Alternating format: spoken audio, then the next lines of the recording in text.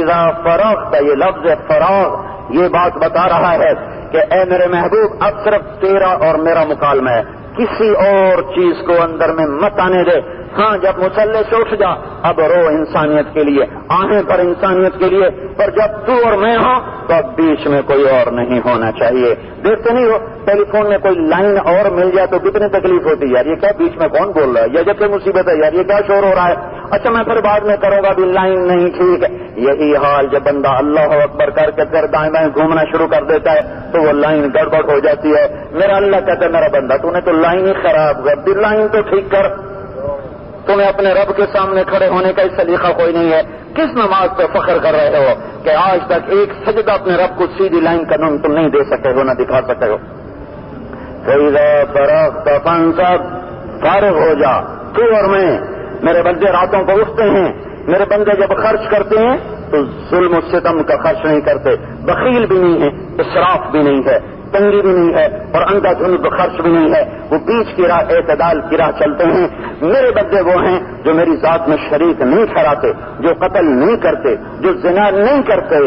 زنا جس قوم میں پھیلتا ہے وہ قوم صفحہ ہستی سے مٹا دی جاتی ہے۔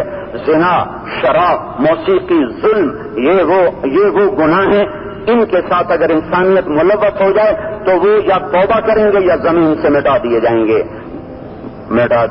گے۔ قانون اللہ کا چلتا ہے، دھرتی آج بھی اللہ ہی کی مانتی ہے، ہوائیں آج بھی اللہ کے غلام ہیں، پانی آج بھی اللہ کے غلام ہیں، آسمان کی چھت آج بھی اللہ کے ہاتھ میں ہے۔ وہ جو کہے گا وہ ہوگا۔ تو میں اللہ کے بندوں میں زنا نہیں ہوتا، اللہ کے بندوں میں قتل ناحق نہیں ہوتا، اللہ کے بندے اللہ کی ذات میں شریک نہیں ٹھہراتے۔ جو یہ کرے گا بدترین عذاب کا شکار ہو جائے گا۔ انسانیت ایک دم جھٹکا لگا، اب کیا کریں؟ جو یہ کر بیٹھے وہ کیا کریں؟ جن سے یہ ہو گیا، قتل بھی ہو گیا، زنا بھی ہو گیا، شرک بھی ہو گیا، وہ کیا کریں؟ تو اللہ تعالیٰ نے فوراً اگلی خوشخبری سنائی، الا من تاب، ہاں جو توبہ کر لے گا، وآمن، ایمان کو پکا کر لے گا، وعمل عملا صالحا، اور پھر نیک عملوں کا پابند ہو جائے گا، تو پھر میں دیکھوں گا کچا کے پکا۔ جب یہ پکا ہو جائے گا تو پھر میں کیا کہوں گا؟ میں صرف یہ نہیں کہوں گا کہ پچھلے معاف کر دو، میں یہ کہوں گا اولئک یبدل اللہ سیئاتہم حسنات، میں کہوں گا میرے بندے نے جتنے گناہ کیے وہ بھی نیکیاں لکھ دو۔ یہ کیا کریم مولا ہے بھائی، کیا کریم رب ہے، کیا کریم رب ہے۔ کیا زنا اور اللہ کہہ رہا ہے نیکی لکھ دو، میں دیکھ رہا ہوں پکا ہو چکا ہے، ندامت کے آنسو ہیں، اس کا چشمہ بھی خشک نہیں ہے، ابھی کٹورے میں پانی ہے، ابھی ابلتا ہوا چشمہ ہے۔ زنا کیا تھا ٹھیک ہے، ہم نے معاف کیا، یہ پکا ہو چکا ہے، نیکی لکھ دو، قتل نیکی لکھ دو، جھوٹ جو کچھ کیا جیسا بھی کیا، اگر یہ سچی توبہ کر گیا تو میرا اللہ کہتا ہے پچھلے معاف اور گناہوں کو بھی نیکیوں میں تبدیل کر دو۔ ایسا بادشاہ، ایسا مالک، ایسا خالق کوئی کہاں سے لائے گا؟ تو میرے بھائیوں یہ نبیوں نے خبر دی کہ مجھے بننا کیا ہے، مجھے زندگی کیسے گزارنی ہے۔ الذین یوفون بعہد اللہ، اللہ کے بندے کون ہوتے ہیں؟ جو وعدے کے سچے ہوتے ہیں، اللہ سے کیا عہد نبھاتے ہیں۔ ولا ينقضون المیثاق، جو لوگوں سے کیے ہوئے عہد و پیمان نبھاتے ہیں، جو کیا کرتے ہیں؟ والذین یصلون ما امر اللہ بہ ان یوصل، جو رشتہ داروں سے اچھا سلوک کرتے ہیں، جو کیا کرتے ہیں؟ ویخشون ربہم، اللہ پاک کی محبت میں ہر وقت گھبرائے رہتے ہیں کہ میرا اللہ مجھ سے ناراض نہ ہو جائے۔ ویخافون سوء الحساب، جو آخرت کی سختی سے ہر وقت ڈرتے رہتے ہیں۔ اور کیا کرتے ہیں؟ والذین صبروا ابتغاء وجہ ربہم، جو صبر کرتے ہیں صرف اللہ کی رضا کے لیے۔ اور کیا کرتے ہیں؟ واقاموا الصلاۃ، نماز ان کا زیور بن جاتا ہے، نماز ان کا گہنا بن جاتا ہے، نماز ان کا جھومر بن جاتا ہے، نماز ان کا حسن بن جاتا ہے، نماز ان کی زندگی میں داخل ہو جاتی ہے۔ جیسے ریڑھ کی ہڈی کے بغیر انسان نہیں کھڑا ہو سکتا، ایسے ہی نماز ان کی زندگی میں ایسے داخل ہو جاتی ہے کہ نماز نکلے تو وہ بھی مر جائیں۔ وہ نماز کو زندہ کرتے ہیں، کھڑا کرتے ہیں، قائم کرتے ہیں، نماز کے ذریعے سے خود بھی قائم ہوتے ہیں۔ اور کیا کرتے ہیں؟ وَأَنفَقُوا مِمَّا رَزَقْنَاهُمْ سِرًّا وَعَلَانِيَةً، وہ میرے نام پہ کھل کے بھی خرچ کرتے ہیں، چھپ کے بھی خرچ کرتے ہیں، ظاہر بھی خرچ کرتے ہیں، باطن بھی خرچ کرتے ہیں۔ کمال کرتے ہیں میرے اللہ، یہاں زکوٰۃ کا ذکر نہیں ہے. انفقوا غریب کو بھی اللہ کہہ رہا ہے خرچ کر. مالدار پر تو فرض ہی ہے, اللہ غریبوں کو بھی کہہ رہا ہے تم بھی لگاؤ. تیرا رب جو تولتا ہے وہ کثرت کو نہیں تولتا, حسن کو تولتا ہے. حسن کو ممکن ہے تیرا 100 روپیہ کسی مالدار کے 1 لاکھ سے زیادہ قیمتی ہو اللہ کے دربار میں, کہ وہاں کثرت کو نہیں تولا جاتا, وہاں حسن کو تولا جاتا ہے. اور ایک حدیث بھی ہے, میرے نبی نے فرمایا 1 درہم کا ثواب 1 لاکھ درہم سے بڑھ گیا. جی کیسے بڑھ گیا؟ آپ نے کہا ایک آدمی کے پاس 2 درہم, ایک کے پاس کروڑوں درہم. 2 والے نے 1 درہم اللہ کے نام پہ خرچ کیا تو اس نے اپنے مال کا 1/2 حصہ خرچ کیا. کروڑوں پتی نے 1 لاکھ خرچ کیا, اس نے اپنے مال کا کوئی 100واں 1000واں لاکھواں حصہ خرچ کیا. جب تولا جائے گا تو یہ 1 روپیہ 1 لاکھ پر وزنی ہو جائے گا. تو مجھے کیا کرنا ہے؟ اللہ کا بندہ بننا ہے. اللہ کے بندے کیسے ہوتے ہیں؟ وہ یہ ہوتے ہیں جو نبیوں نے خبر سنائی کہ وہ اللہ کے نام پہ خرچ کرتے ہیں. اور وہ کیا کرتے ہیں؟ سب سے اوکھی بات اب آ رہی ہے, سب سے مشکل صفت اب آ رہی ہے.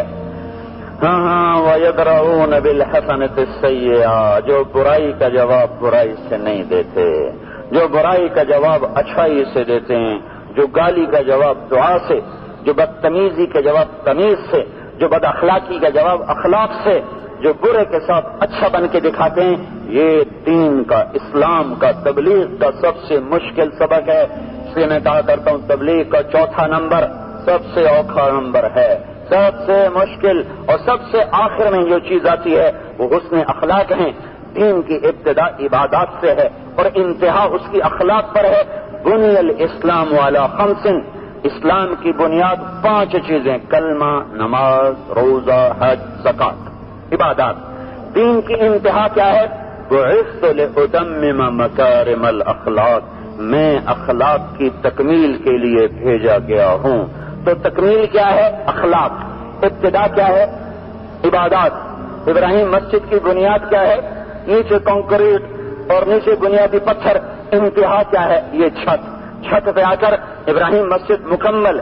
اسلام شروع کہاں سے ہوتا ہے؟ عبادات. ختم کہاں پر ہوتا ہے؟ اخلاقیات. اخلاقیات. اس لیے میرے نبی نے کہا جس کے اخلاق اچھے ہو گئے میری ضمانت لے لے, میں جنت الفردوس خود لے کر دوں گا. چھوٹی موٹی جنت لے کے نہیں دوں گا, چھوٹی موٹی جنت لے کے نہیں دوں گا, میں جنت الفردوس لے کے دوں گا. 3 کام کر لو. 3 کیا؟ تصل من قطعک, جو توڑے اس سے جوڑو. وتعطی من حرمک, جو محروم کرے اسے عطا کرو. وتعفو عمن ظلمک, جو زیادتی کرے اس کو معاف کر دو. جنت الفردوس کی چابی اللہ کے رسول سے لے لو. بہت بڑا ضامن بیچ میں پڑ چکا ہے, بہت بڑا ضامن بیچ میں پڑ چکا ہے, بہت بڑا ضامن. اپنے اخلاق اللہ کے بندوں کی سب سے اعلیٰ صفت, سب سے اونچی صفت, سب سے کامل صفت. ان کے ہاں برائی کے جواب میں اچھائی ہوتی ہے. آپ دیکھتے نہیں ہو پھلدار درخت کو پتھر مارو تو وہ پھل پیش کرتا ہے, لاٹھی مارو تو وہ پھل پیش کرتا ہے. لاٹھی ماری آم گرا, پتھر مارا سیب گرا. ارے پتھر کے جواب میں سیب آ رہا. تو میں اور آپ گالی کے جواب میں دعا کیوں نہیں دے سکتے؟ درختوں سے سبق سیکھو, درختوں سے سبق سیکھو. اس لیے ہر آدمی پھلدار درخت کو سینچنے میں لگا ہوا ہے. کبھی کسی نے کیکر کو بھی پانی لگایا, آپ پہ ہی ہوتا ہے, آپ پہ سوکھ کے مر آ جاتا ہے. پھلدار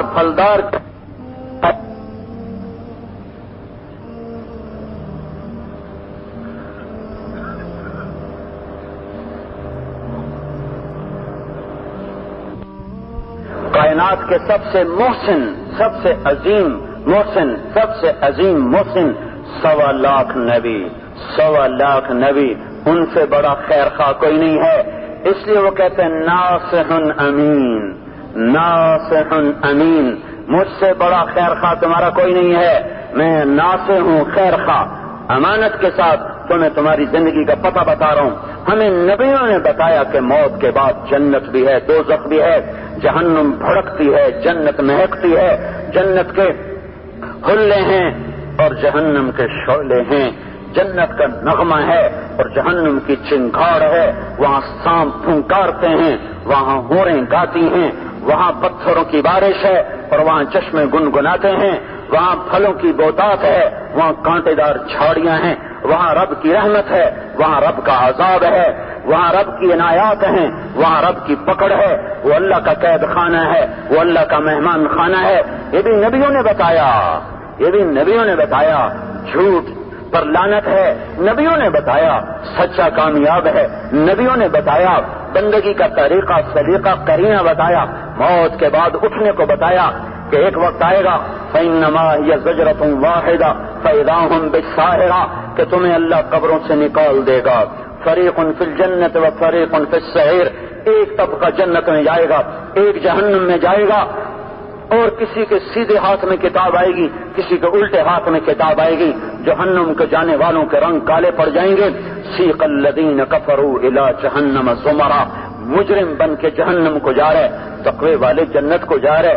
سیق الذین اتقوا ربهم الی الجنۃ زمرا جہنم والے دروازے پر پہنچے تو فرشتوں نے ڈانٹ پلائی، فرشتوں نے ان کو تنبیہ کی الم یأتکم رسل منکم یتلون علیکم آیات ربکم وینذرونکم لقاء یومکم ھذا ظالموں تمہیں کوئی سمجھانے نہ آیا،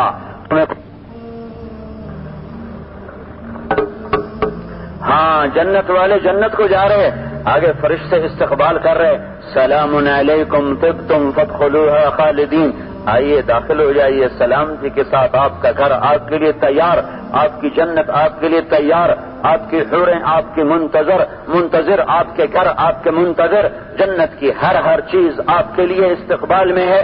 میرے نبی نے بتایا کہ جنت دعا کرتی ہے اللہم طابت اسماری وتردت انہاری واشتقت الی اولیائی فعجل الی باہلی، میرے مولا میرے پھل پک گئے ہیں، میرے پھل پک گئے ہیں، میری نہروں کا پانی چھلک چھلک کے باہر جا رہا ہے، جنت والوں کو جلدی بھیج دے۔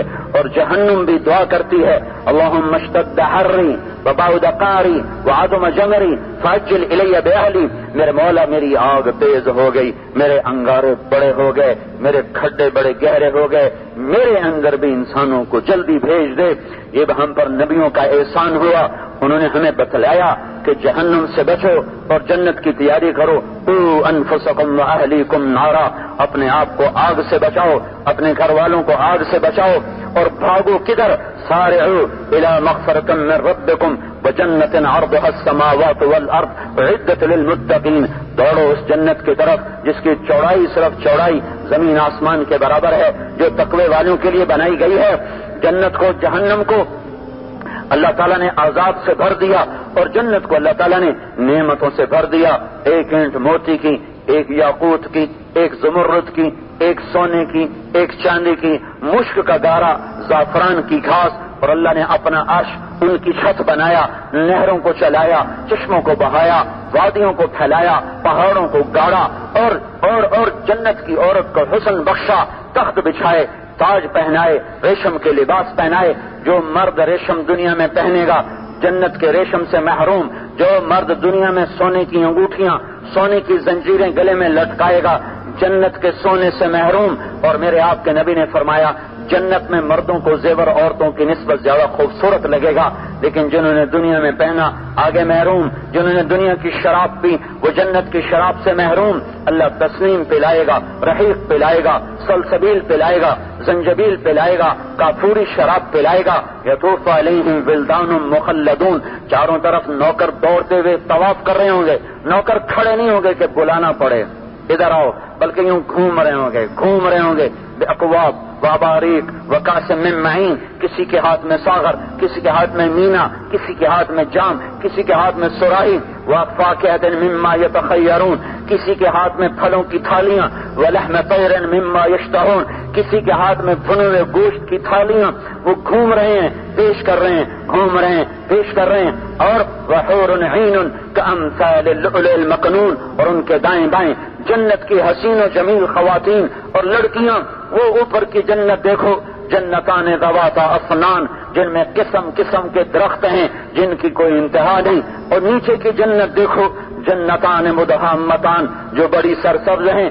اوپر کی جنت دیکھو، فیہما عینان تجریان، وہاں چشمے ہیں بہتے ہوئے. نیچے کی جنت دیکھو، فیہما عینان نضاختان، وہاں چشمے ہیں ابلتے ہوئے. اوپر کی جنت دیکھو، فیہما من کل فاکہۃ زوجان، وہاں بے شمار پھل ہیں، گنایا نہیں، کتنے ہیں کا بے شمار ہیں، ہر چیز کا جوڑا ہے. نیچے کی جنت میں گنا، فیہما فاکہۃ، پھل بھی ہیں، ونخل، کھجور بھی ہے، ورمان، اور انار بھی ہیں. اوپر کی جنت میں کیا ہے؟ اوپر کی جنت بڑی اعلیٰ، بڑی افضل، اللہ نے اپنے ہاتھوں سے بنایا، اللہ تعالیٰ نے اپنے ہاتھوں سے بنایا ہے. اور نیچے کی جنت کو امر کن سے بنایا ہے. جنت الفردوس کو اللہ تبارک و تعالیٰ نے اپنے ہاتھوں سے بنایا. پھر اس پر مہر لگائی کہ روزانہ دن میں 5 دفعہ اللہ اسے پہلے سے زیادہ خوبصورت کرتا ہے، پہلے سے زیادہ حسین کرتا ہے، پہلے سے زیادہ کامل اکمل کرتا ہے. وہ کیا چیز بن رہی ہے اللہ کے سوا کوئی نہیں جانتا. اور متکئین علی فرش بطائنها من استبرق وجن الجنتین دان، جنت الفردوس میں قالین ہیں. ان قالینوں کے اوپر کا نقشہ اللہ نے نہیں بتایا، قالین کے نیچے کا نقشہ بتایا ہے. نیچے تو کوئی پرنٹ نہیں ہوتا، پرنٹ تو اوپر ہوتا ہے، کڑھائی تو گلے پر ہوتی ہے، بنیان پر تو کوئی کڑھائی نہیں کرتا. جو چیز نظر آتی ہے اس پہ کڑھائی کی جاتی ہے. تو میں قربان جاؤں، اللہ تعالیٰ نے کہا جنت الفردوس میں جو میں نے قالین بچھائے ہیں نا، ان کے اوپر کو چھوڑو، ان کا نچلا حصہ اٹھا کے دیکھو گے تو ساری جنت کو روشن کر دے گا. اوپر والا کیسا ہوگا؟ اللہ نے اوپر والا نہیں بتایا. نیچے جو نیچے آ جاتا ہے، جو نیچے بھی یہ جو نیچے والا حصہ ہے، استبرق ایسا چمکدار ہے کہ آنکھیں چندھیا جائیں گی. تو اوپر والا کیسا حسین ہوگا، اور پھر تمہارے اوپر پھل جھکے ہوئے ہوں گے. نیچے والی جنت میں صرف اوپر کا رنگ بتایا، متکئین علی رفرف خضر وعبقری حسان، سبز رنگ کے قالینوں پر بیٹھے ہوئے ہیں. وہاں بطائنھا نہیں بتایا، وہاں بتایا ہے سبز قالین. اوپر کی جنت میں کیا ہے؟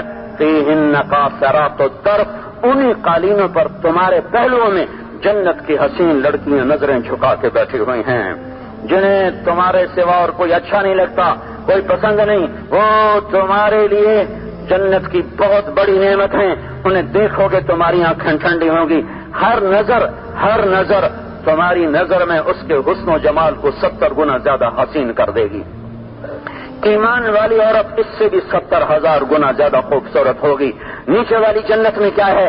فیہن خیرات حسان حور مقصورات فی الخیام، ان کو خیموں میں دکھایا. جنت الفردوس کی حوروں کو پہلو میں دکھایا، نیچے والی حوروں کو خیمے میں دکھایا. کہاں ہیں؟ مقصورات فی الخیام، خیموں میں بیٹھی ہیں. چلا جا، تیرا ہی انتظار ہے. اور جنت الفردوس کی بیویاں کہاں ہیں؟ تیرے دائیں اور بائیں بیٹھی ہوئی ہیں، ان کی نظریں تیرے ہی پر ٹکی ہوئی ہیں، تیرے سوا وہ کسی کو نہیں چاہتی. سر کی چوٹی سے بال چلتے ہیں اور پاؤں کی ایڑی تک ایسے آتے چلے جاتے ہیں. اور یوں کھول دے اپنے بالوں کو تو ساری کائنات روشن ہو جائے، معطر ہو جائے، خوشبودار ہو جائے. سطع نور فی الجنہ، جنت میں نور کی چمک اٹھے گی. فرفعوا ابصارہم، لوگ ایسے دیکھیں گے یہ نور کیا ہے. تو فرشتے کہیں گے ایک جنت کی لڑکی اپنے خامد کے سامنے مسکرائی ہے، یہ نور اس کے دانتوں سے نکل کے چمک رہا ہے. ہاں، آج زنا چھوڑو، یہ پاک بیویاں تمہارے انتظار میں ہیں. دنیا کی دوڑ چھوڑو، عالی شان تخت تمہارے انتظار میں ہیں. عالی شان وَإِذَا رَأَيْتَ ثُمَّ رَأَيْتَ نَعِيمًا وَمُلْكًا كَبِيرًا، تجھے ملک ملے گا، نعمتیں ملے گی، حسن چاہیے. تَعْرِفُ فِي وُجُوهِهِمْ نَضْرَةَ النَّعِيمِ، اللہ حسن بھی دے گا. کھانا چاہیے، فَاكِهَةٍ لَحْمِ طَيْرٍ مِّمَّا يَشْتَهُونَ، پھل چاہیے، يَتَخَيَّرُونَ، شراب چاہتے ہو پیو. یشربون من کأس کان مزاجها کافورا، ڈالو کافوری شراب اور پیو.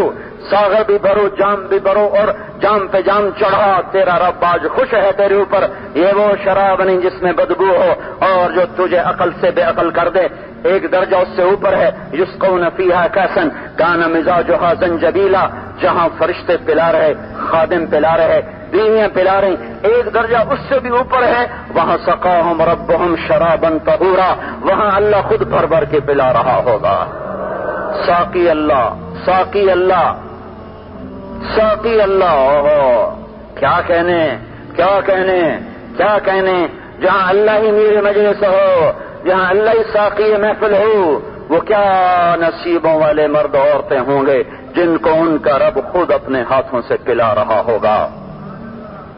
یہ خبریں نبیوں کی ہیں، انبیاء نہ ہوتے تو یہ دنیا بیکار تھی، انبیاء نہ ہوتے تو یہ دنیا برباد تھی، انبیاء نہ ہوتے تو یہ دنیا ہلاکت کی جگہ تھی۔ نبی پکارا انی لکم ناصح امین۔ پھر سب سے آخر میں حضرت محمد صلی اللہ علیہ وسلم آئے، سارے عالم کے لیے، سارے انسانوں زمانوں کے لیے انہوں نے ایک بڑی خوبصورت بات فرمائی، الدین النصیحہ، الدین النصیحہ۔ دین کیا ہے؟ یہ تو اس کا ترجمہ مفہوم ہے، الدین النصیحہ۔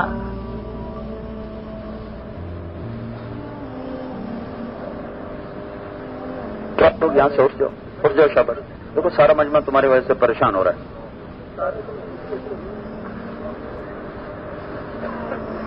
ہاں، بڑی خوبصورت بات، الدین النصیحہ۔ اب نبی کوئی نہیں آ رہا، اب یہ آخری امت ہے، یہ آخری رسول ہے، لا نبی بعدی، میرے بعد نبی کوئی نہیں، لا امت بعدکم، تمہارے بعد امت کوئی نہیں۔ نبی کیا ہوتے ہیں؟ ناصح ہوتے ہیں۔ تم کیا ہو؟ تمہارا دین بھی نصیحت ہے۔ نصیحت کسے کہتے ہیں؟ اچھی بات کو، جو عام ترجمہ ہے، پر نصیحت ناصح بتاؤں کس کو کہتے ہیں؟ ناصح درزی کو کہتے ہیں، جو اس کا اصل مطلب ہے۔ نصیحہ درزی والا کام، سینہ پرونا۔ ایک ابرا، سوئی کو کہتے ہیں ابرا، یہ عام لفظ ہے۔ منصاح سوئی کو کہتے ہیں، نصاح درزی کو کہتے ہیں، ناصح درزی کو کہتے ہیں، نصیحت سینہ پرونا۔ یہ کیا مطلب ہے؟ میں اپنی طرف سے کچھ نہیں بتا رہا ہوں، سمجھ رہے ہو؟ وہ تھوڑا سا مجھے ذوق ہے ایسے ہی کتابیں کھنگالنے کا، میں کوئی اجتہاد نہیں کر رہا ہوں، جو کچھ لکھا ہے وہی بتا رہا ہوں، اسے میری طرف منسوب نہ کرنا۔ الدین النصیحہ، اے میری امت تمہارا دین نصیحت ہے۔ تمہارا کام درزی والا ہے۔ درزی کیا کرتا ہے؟ وہ کپڑے کو کپڑے سے جوڑ دیتا ہے، وہ پھٹے ہوئے ٹکڑوں کو جوڑتا ہے اور ایک اتنا خوبصورت لباس بناتا ہے کہ تم درزی کے طفیل ایک دوسرے کے آپ آمنے سامنے بیٹھے، ہم درزی کے طفیل آمنے سامنے بیٹھے ہیں۔ درزی نہ ہوتے، تن پہ کپڑا نہ ہوتا، ہم سامنے بیٹھ سکتے تھے؟ ننگا ہونا صرف غسل خانے میں ہے، حمام میں ہے، ہم مسجد میں ایک دوسرے کے سامنے کیوں بیٹھے ہوئے ہیں؟ یہ درزی کا کمال ہے کہ اس نے ٹوٹوں کو جوڑا، منصاح سے سیا، سوئی کو استعمال کیا، دھاگے کے ساتھ کپڑے کو کپڑے سے جوڑ کر لباس کو ایک خوبصورت شکل دے کر آپ کو پہنا کر انسانوں کے آگے کھڑے ہونے کے قابل بنا دیا۔ تو نبی ناصح کیوں ہوتا ہے؟ نبی کو پھر ناصح، اصل تو معنی ہے درزی کا، اصل معنی ہے سینے کا، پھر نبی ناصح، پھر یہ دین نصیحت، پھر یہ امت ناصح۔ ہم ناصح درزی کیسے بن گئے اور ہمارا دین نصیحت درزی پنا کیسے بن گیا؟ کہ نبی کیا کرتا ہے؟ کٹی پھٹی ٹوٹی پھوٹی انسانیت کو اللہ کے دین کے دھاگے سے سیتا رہتا ہے، پھر اسے ایسا خوبصورت لباس بناتا ہے کہ اللہ کو بھی پسند آ جاتا ہے اور بندے بھی بندوں سے پیار کرنے لگ جاتے ہیں۔ یہ اس امت کا دین نصیحت، اس امت کا دین نصیحت، خیر خواہی۔ روٹی کھلانا بھی خیر خواہی ہے، پانی پلانا بھی خیر خواہی ہے، ہسپتال بنانا بھی خیر خواہی ہے۔ یہ بڑے عظیم الشان کام ہیں۔ پانی پلانے پر جنت ملے گی، اور کتے کو پانی پلایا جنت مل گئی، انسانوں کو پانی پلانے پر بھی اللہ دینے والا کریم اور مہربان ہے۔ لیکن یہاں خیر خواہی اگرچہ عام مفہوم میں ہے، لیکن ایک خاص بات مراد ہے، ایک خاص بات مراد ہے کہ اے امت محمد صلی اللہ علیہ وسلم، تمہارے سامنے کالے بھی ہیں، گورے بھی ہیں، چھوٹے بھی ہیں، بڑے بھی ہیں، اعلیٰ بھی ہیں، ادنا بھی ہیں، مہتر بھی ہیں، کہتر بھی ہیں، پڑھے لکھے بھی ہیں، ان پڑھ بھی ہیں، امیر بھی ہیں، امیرن بھی ہیں، غریب بھی ہیں، غریبن بھی ہیں، عرب بھی ہے اور عجم بھی ہے اور افریقی بھی ہے، امریکی بھی ہے اور آسٹریلوی بھی ہے اور یورپی بھی ہے، صحرائی بھی ہے، کوہستانی بھی ہے اور شہری بھی ہے اور دیہاتی بھی ہے۔ تمہارے ہاتھ میں اللہ کا دین ہو، اسے بناؤ سلائی کا ذریعہ، کالے کو گورے سے جوڑ دو، چھوٹے کو بڑے سے جوڑ دو، ادنا کو اعلیٰ سے جوڑ دو۔ آئے ہائے، ساری دنیا کے انسانوں کو اللہ کے کلمے کی سلائی کے ساتھ اور نبی کی دین کی والی محنت کے ساتھ اس طرح آپس میں سیدھو پرودو کہ یہ انسانیت انسان کہلانے کے قابل ہو، یہ انسانیت انسان کہلانے کے لائق ہو، انہیں اللہ بھی پسند کرے، یہ آپس میں بھی ایک دوسرے کو پسند کریں، جیسے اللہ کے محبوب صلی اللہ علیہ وسلم نے اللہ کے کلمے سے اور اس کے دین سے عرب کی جنگجو قوم کو آپس میں ایسا پرویا کہ میرے اللہ نے بھی فرمایا فَأَصْبَحْتُمْ بِنِعْمَتِهِ إِخْوَانًا، پھر تم وہی تھے جو ایک دوسرے کے خون کے پیاسے تھے، پھر تم وہی تھے کہ تم ایک دوسرے کے بھائی بن گئے، ایک دوسرے پہ جانیں قربان کرنے والے بن گئے۔ 400 آدمی یرموک کی لڑائی میں پیاس سے مر گئے۔ پانی، ایک زخمی بولا پانی، چھاگل اس کے منہ کو لگ رہی تھی کہ برابر میں آواز آئی پانی۔ اس حال میں اس نے کہا مجھے نہ دو، اس بھائی کو پلا دو۔ پانی پلانے والا وہاں پہنچا اور اس کے منہ کو لگانے لگا ہے تو برابر میں آواز آئی پانی، تو اس کا منہ بند ہو کر وہ کہتا ہے اس کو پلاؤ، مجھے نہ پلاؤ۔ وہ وہاں بھاگتا ہے تو آواز آئی پانی، وہ کہتا مجھے نہ پلا، اس کو پلا۔ 400 آدمی اس حال میں ایک دوسرے پہ قربان ہوتے چلے گئے۔ ایسا بھائی چارہ وجود میں آیا۔ آج سگا بھائی کو پانی پلانے پہ تیار نہیں ہے،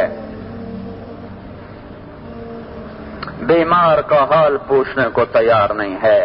اوہو، کسی کا کیا گلہ کرے، ماں بیمار ہو جائے اولاد حال نہیں پوچھتی، باپ بیمار ہو جائے اولاد خدمت نہیں کرتی۔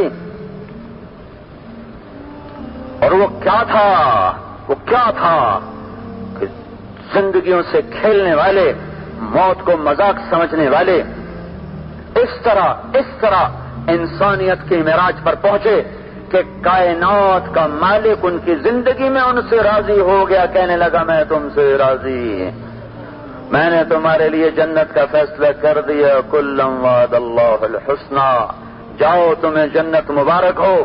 کیسی اونچی معراج کو پہنچے ہیں وہ کیا کام میرے نبی نے کیا تھا؟ وہ نصیحت تھی، الدین النصیحہ، الدین النصیحہ۔ جو جتنا دین سے دور ہے اس کو اتنا زیادہ قریب کرنے کی ضرورت ہے، ہم تو اس کو برا کہہ کر اور برا بنا دیتے ہیں۔ ہائے ہائے ہائے، ہماری جماعت چٹو بٹیک سنگھ 1995 میں، تو اس زمانے میں وہ یہ کمیونزم کافی طاقتور تھا، تو پچھلے دور کی بات تھی، تو ایک وہاں توبہ ٹیک سنگھ کسی زمانے میں سوشلزم کا بڑا گڑھ تھا 80 کی دہائی، تو اس کا جو تھا نا بڑا لیڈر، اس سے ملنے گئے تو وہ کہنے لگا اچھے خاصے مسلمان تھے، صرف کارل مارکس لٹریچر کو پڑھ کر اس سے تھوڑا متاثر تھے اور کچھ نہیں تھا، اس کی باتیں کیا کرتے تھے۔ ایک دن مسجد میں گیا، نماز کے لیے وضو کر رہا تھا، کونیت ہو چکا تھا کہ پیچھے سے مولوی صاحب بولے اے دیر یا بھی آج مسجد جوڑا ہے، کہا مولوی صاحب آج تو بات تو میں نہیں چھکھے گا، وہ دن آج کا دن میں مسجد میں نہیں گیا۔ ایک تانے نے کتنا زخمی کر دیا، ایک تانے نے۔ وہ دیکھو میرے بھائیو، جیسے پیسے کا تکبر ہوتا ہے ایسے ہی نیکی کا بھی ایک تکبر ہوتا ہے، جیسے مال کا تکبر ہے ایسے ہی نیکی کا بھی ایک تکبر ہے۔ اور بتا دوں، پیسے کا تکبر چھوٹی چیز ہے اور نیکی کا تکبر بڑی خطرناک چیز ہے۔ مال کا متکبر کبھی نہ کبھی ہوش میں آ جاتا ہے، نیکی پر متکبر کو ہوش نہیں آتا۔ اور گناہ کر کے آدمی اللہ کی نظروں سے اتنا نہیں گرتا جتنا نیکی کے تکبر میں مبتلا ہو کر اللہ کی نظروں سے گرتا ہے۔ شیطان نیک لوگوں سے مایوس ہے، انہیں زنا کی دعوت نہیں دیتا۔ وہ اتنا اناڑی نہیں ہے کہ کسی نیک آدمی کو زنا کی دعوت دینا شروع کر، وہ پتہ ہے میرا سودا یہاں نہیں بکے گا۔ وہ اسے چوری کی دعوت نہیں دیتا، اسے شراب کی دعوت نہیں دیتا، اگرچہ موقع ہاتھ آنے میں رکتا نہیں ہے، لیکن عام دستور بتا رہا ہوں، اسے پتہ ہے یہ آدمی اس سودے کا خریدار نہیں ہے، لیکن مجھے اس کو بھی جہنم میں پہنچانا ہے، تو اسے کیا کرتا ہے؟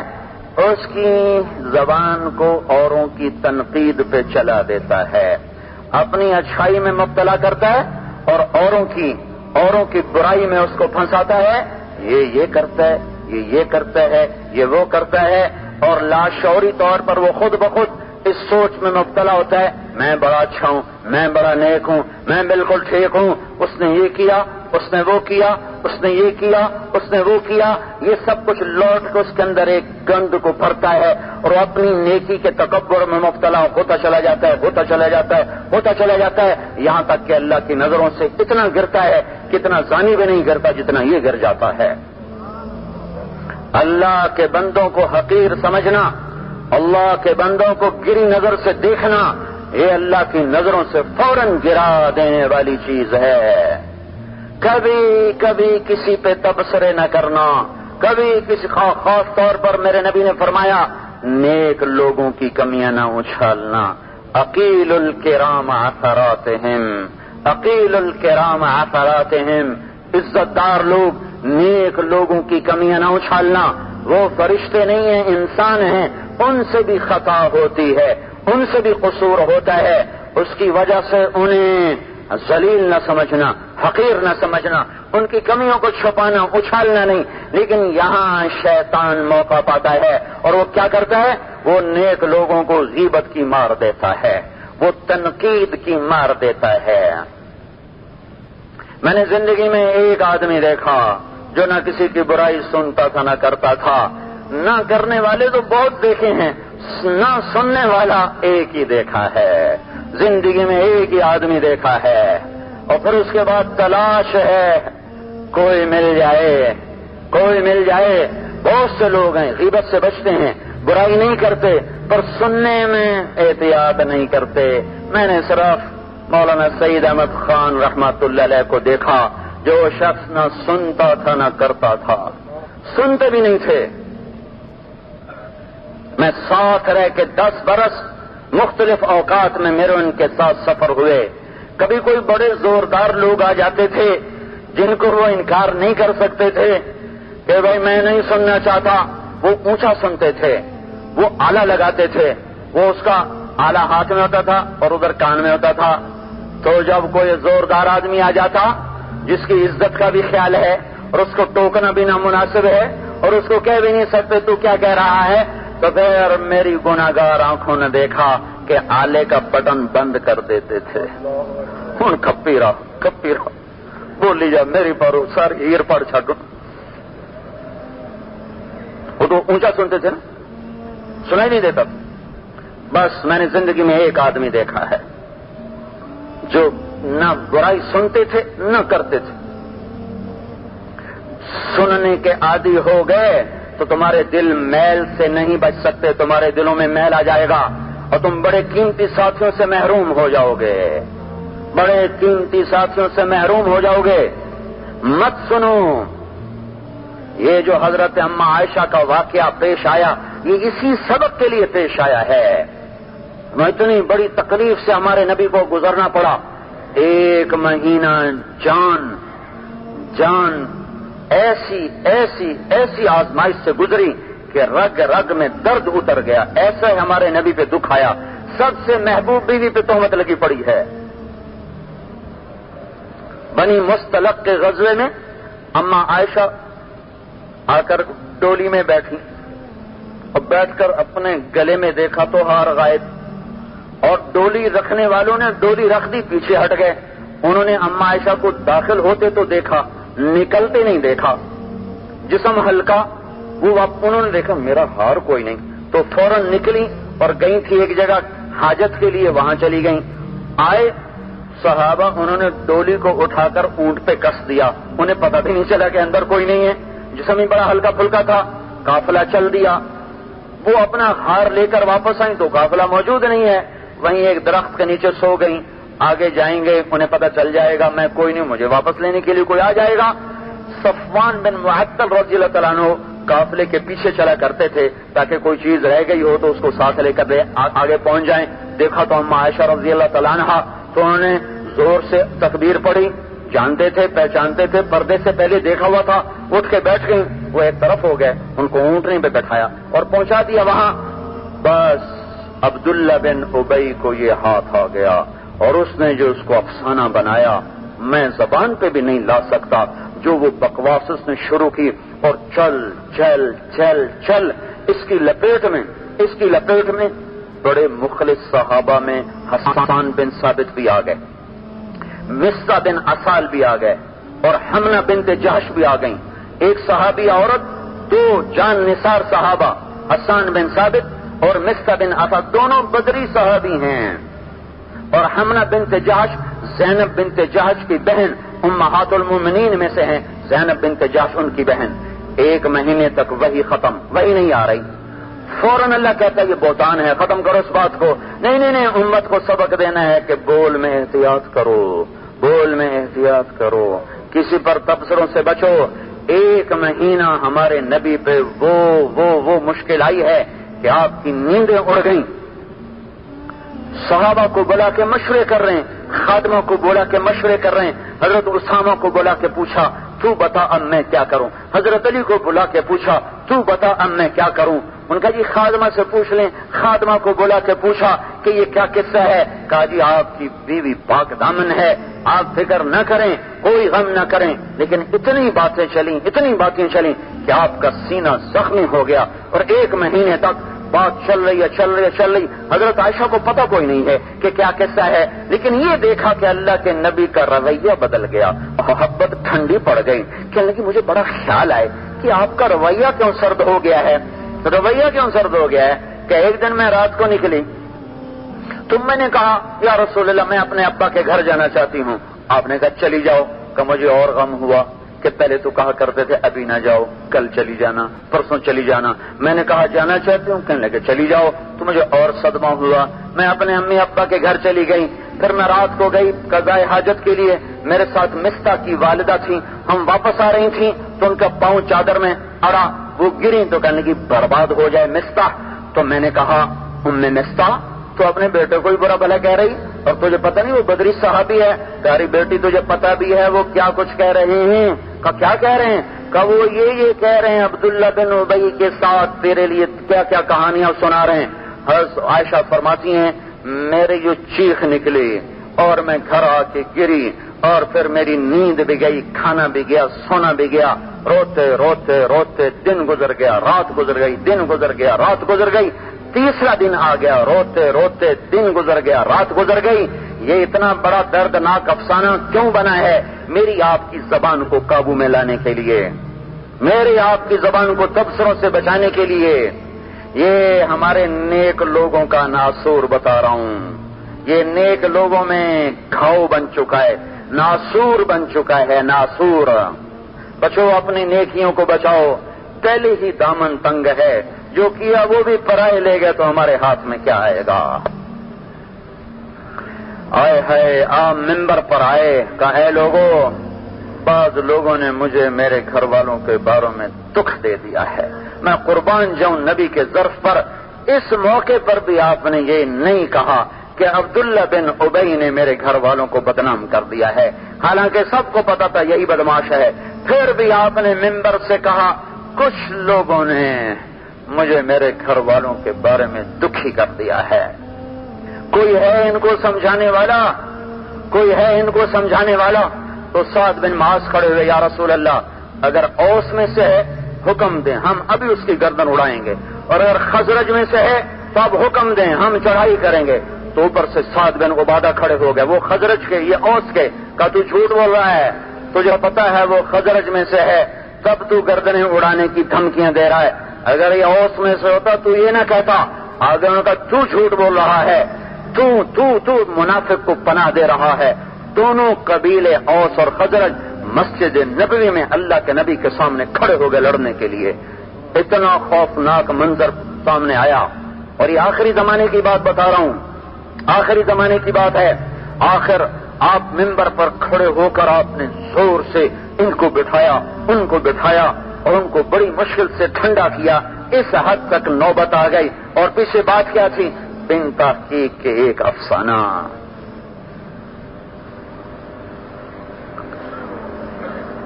پھر آپ گئے حضرت عائشہ کے پاس. عائشہ, اگر تجھ سے کوئی قصور ہوا ہے توبہ کر لے, اللہ معاف کر دے گا. اور اس لفظ میں غور تو کرو, اس لفظ میں غور تو کرو. میرا نبی کیا کہہ رہا ہے, کسے کہہ رہا ہے, کس جرم کی نسبت سے کہہ رہا ہے توبہ کر لے اللہ معاف کر دے گا؟ شک پر لوگ اپنی بیٹیوں کو ذبح کر دیتے ہیں, شک پر اپنی بہنوں کو ذبح کر دیں. زنا کرتے پھرتے ہیں, خود زنا کرتے پھرتے ہیں, تو ان کی غیرت پہ کوئی حرف نہیں. ایک علاقے میں ہماری جماعت گئی, وہاں کے بڑے عالم آئے, کہا یہاں عورتیں بڑی قتل ہوتی ہیں. میں نے کہا کیوں؟ کہا اکثر لوگ بیرون ملک رہتے ہیں, وہاں کہتے تھے تیری بیوی کا کردار ٹھیک نہیں رہا, تو واپس آ کر نہ کوئی پوچھتے ہیں نہ کوئی تحقیق کرتے ہیں, سیدھا گولی مار دیتے ہیں. کیا ظلم و ستم ہے! کس چیز کا نام غیرت رکھا ہے؟ ظلم و ستم کا نام غیرت. مرد زنا کرے تو غیرت میں کوئی فرق نہیں. کسی کی بیٹی سے بھول ہو جائے, چوک ہو جائے, تو ذبح کر دو, آگ لگا دو. حساس بات کو چھیڑ رہا ہوں, پتہ نہیں میں کہہ سکا ہوں کہ نہیں کہہ سکا, الٹا کوئی میرے گلے میں پھندا نہ فٹ کر دے. میرا نبی کہہ رہا, عائشہ اگر تجھ سے قصور ہوا ہے تو توبہ کر لے, اللہ معاف کر دے گا. سبحان اللہ, کیا اخلاق ہیں, کیا ظرف ہے, کیا ظرف ہے. تو حضرت عائشہ فرمانے لگی, میرے آنسو ایک دم خوش ہو گئے. میں اٹھ کے بیٹھ گئی. میں نے کہا ابو بکر سے, حضرت ابو بکر, میں نے کہا ابا آپ جواب دیں. وہ کہنے لگے بیٹی میں کیا جواب دوں؟ تو میں نے کہا اماں جواب دو. تو انہوں نے کہا بیٹی میں کیا جواب دوں؟ جب دونوں ماں اور باپ نے کہا اب اگر میں جھوٹ بولوں تو تم مجھے سچا کہو گے, اور میں سچ بولوں تو تم میری مانو گے نہیں. مولانا طارق جمیل صاحب کے بیان کی کیسٹ آپ تک پہنچانے کی خدمت